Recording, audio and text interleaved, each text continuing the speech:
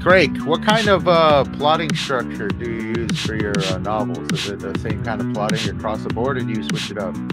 So, I'm trying to get to a more structured form of plotting. Gotcha. Because I've written so many books at this point, you'd think I'd know what I was doing. But a lot of times, I will say, I'm writing this kind of story. I'm writing a heist, I'm writing a manhunt, I'm writing a murder mystery. And that gives me character, desire, and the method to attain that desire. And you have to have enough scenes, enough steps along the way so that you're progressing towards attaining it. And then you layer that into an antagonist, hopefully that is taking actions to prevent that. And then you just kind of make sure that you keep things interesting. And that's how we do it. Right on. Okay. So it's the Craig style. Just kind of character-led almost? Yeah. Oh, it has to be character-led. Yeah, gotcha. But you combine that with stuff that you know needs to happen or stuff that you want to have happen. Like when I wrote Faceless, I could have written the entire book without leaving an apartment. The premise is Detective Blackstone shows up to an unidentified corpse in a heavily surveilled city where everyone is tracked, monitored. They have the DNA. There are infrared cameras tracking your heart rate so that so that the systems know if you have a heart attack. And then he shows up to an unknown body, which should be impossible. And that's the premise of the book. But because it was the first book in the series, I knew that what I needed to do was to travel him around the city, picking up the clues, because Faceless was basically an intro to the setting. A lot of people who read the book say, wow, the setting was so realized in this. And that's because that's what I was doing. I wanted people to be informed about the world, because it's not quite what you would assume. And then that sets me up for the rest of the books, where I can more directly be like, okay, this kid brained a congressman's son with a beer bottle and then is on the run and he's trying to escape. Okay, here, like, the readers pretty much know what his options are to escape from the city, and they know what options the detective has to track a person through the city, but they've also been shown the cracks and the flaws, and that's where the story is. So the reader is hopefully coming in and they can almost put it together, what's going to happen, and then still watch it unfold and explode even grander than they expected. Because if I wasn't impressing people, I wouldn't be doing a good job. Mm-hmm. Right on, not bad. I thought I'd ask because you've written more than I have, and I consider you a much more skilled writer, which is why I glean heavily off of everybody around me. I'd rather be the most dumbest person in the room than the smartest. Right. Well, Infinite Money Glitch is a better example because I literally said this is going to be based on a GameStop short squeeze. Yeah. And then I'm waiting to read at the beginning of it, I stapled on an Indiana Jones prologue where I did the entire plot in miniature in like the first 4 chapters. It's the exact same plot as the first 4 chapters as the entire book. But that primes the reader for what's to come. And then, in the big plot, there's big set pieces. There's more characters. There's more drama. There's assassins and surprises. And God himself shows up. God. The game director shows up. Exactly. I love the setup because I know in like Faceless 2, it's going to be basically like a 2-player game. The first one was like, this one player going through it, doing his whole thing in the slums. Now he's got, 2-player things going on. I'm trying not to spoil it going on, but I see where you're going with that. And I'm just waiting to hear more about the upper world, the more rich part of that Bastion city that you have set up, because a lot of the first world, their first book, Faceless, was in the slums, in the very nitty gritty of it all. So, as a detective, I know you got to work your way up. Yep. You might have to wait for book 3 to get more of a look at how the rich people behave. Book 3 has already been drafted. But book 3 is a serial killer, where a bottom of the line grunt security guard, through course of events, sets out to kill his CEO. And he tries to kill everyone involved with a certain event I don't want to spoil. But that's what he's tracking people down and killing, and Elliot has to try and stop him. Yeah, but the those final serial target killer is, dramas. there's That's what I was kind of like expecting that, kind of hoping that for this first one, and then like you went with your story that is. I'm like, all right, it works. It was great, but with a detective story and noir, I'm always expecting, I'm expecting a serial killer because a lot of detectives are always catching serial killers. Seven, is a prime example of was one of those noir catch a serial killer type. Herman the Hedge Defender. Hunter. Okay, can someone explain that to me? What did I miss on the coffee stream about hedges? So, Herman, do you want me to, or do you want to? Go ahead. Okay.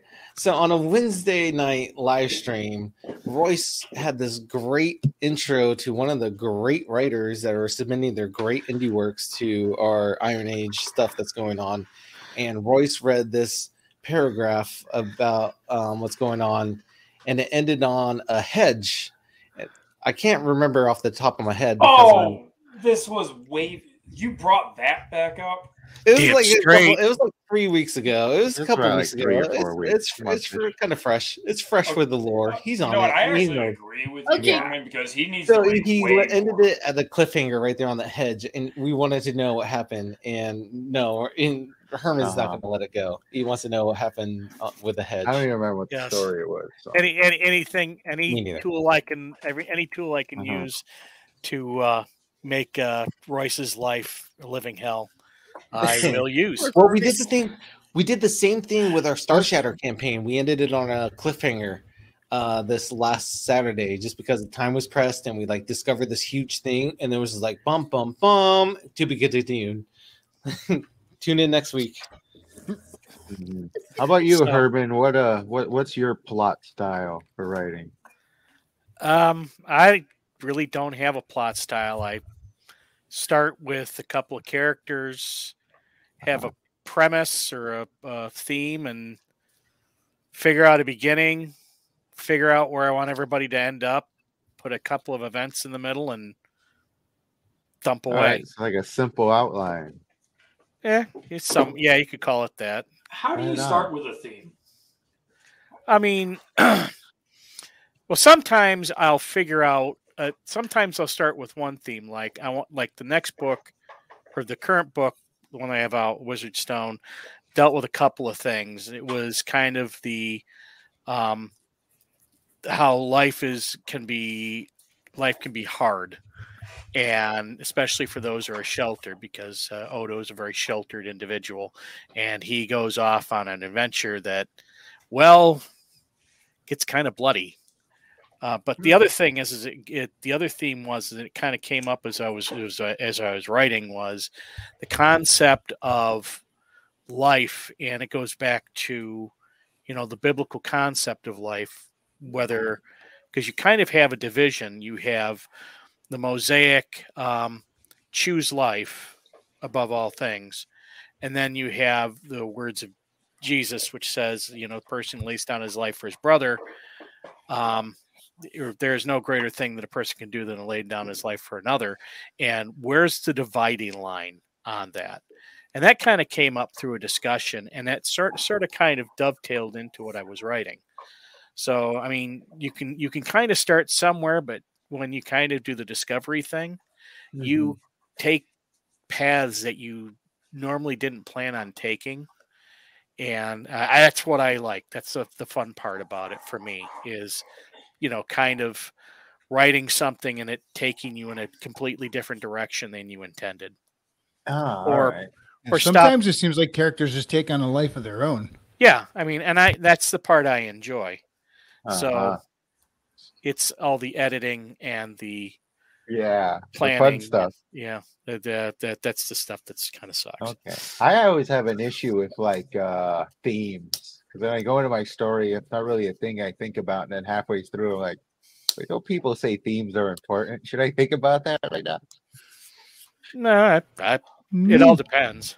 So I have tried once to start with a theme, and that book I will hopefully come out before this year ends, because it's my isekai novel, where I wanted the entire book to basically be the call to adventure, and that was the theme, was don't be afraid, go on an adventure.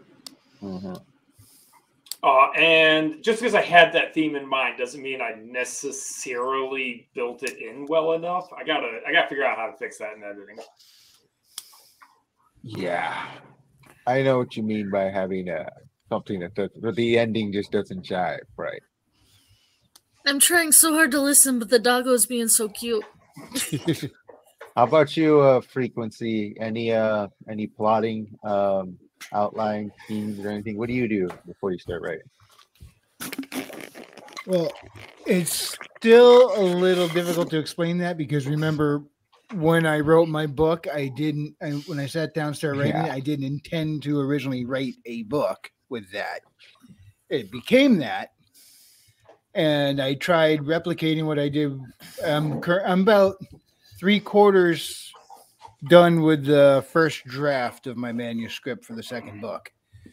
And so I kind of just tried to go with this. I tried to form it the same way I did, but I do need to get myself a better structure.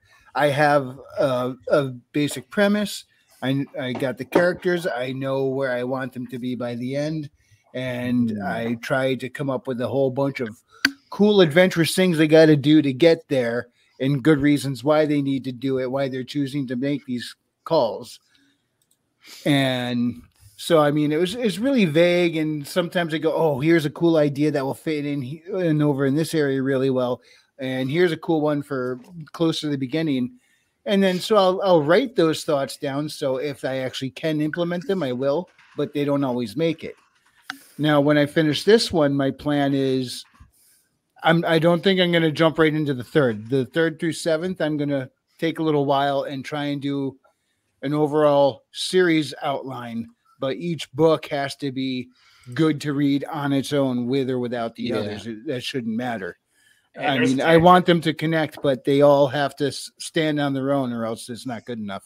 Yeah, it gets more complicated as it goes on. Yeah. So, yeah, no, it'll take time. So I was going to sit down and try and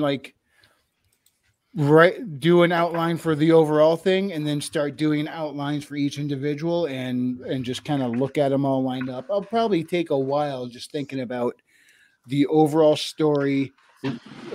Why is everything here going to be necessary? If it's not necessary, it might have to go. But I'm going to try and have a less sloppy prep. I'm going to try and be a little more organized, especially since I'm getting to a point where I'm going to have 5 more stories and they all have to kind of interconnect. I call it the Dragon Ball Z syndrome. I knew that with Marvel, the first phase with the whole Avengers up to Thanos and up to Endgame was a set story arc, similar to Dragon Ball Z had Frieza was a set story arc. And after that, it was just kind of like, let's continue as we go, let's make it up as we go.